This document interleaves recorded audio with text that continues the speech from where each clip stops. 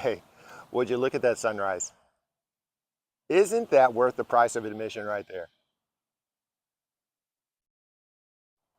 Holy moly.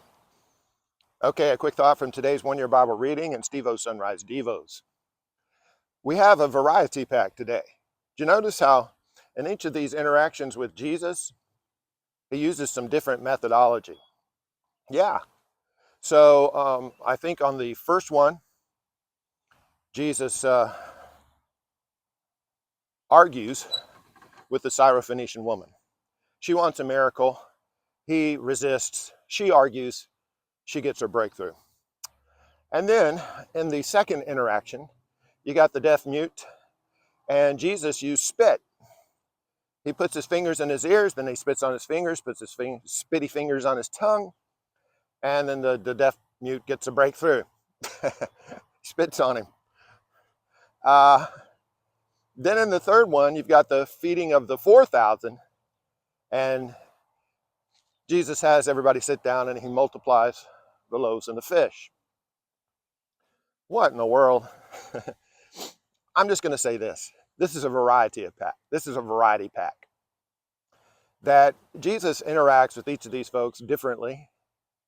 He heals them differently, meets their needs in a variety of ways.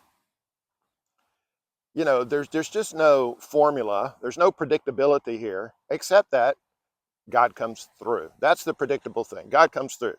But you, look at that. But you never know how. So I say it's all according to what the individual's need was, or the group. Yeah, I say that the deaf mute, for some reason, needed to be spat upon. And the Syrophoenician woman needed to be argued with. Maybe it was to develop her faith, or to reveal her faith to everybody else. And that the 4,000 needed to be sat down and fed bread. So my application for myself today is that, and for us, God, we are individuals. Just like children, there's some general principles, but we must deal with each of our children differently according to their character, how they're wired and their makeup. Children are not automatons, they're very individual, and likewise us. And God is going to give us what we need. And if he's arguing with us today, then argue. And if he's spitting on us, then just wipe the spit off and keep trusting God. And if he's making us sit down and wait for bread, then sit down and wait. One thing that's common, although there's variety here, the one thing that's common is the breakthrough.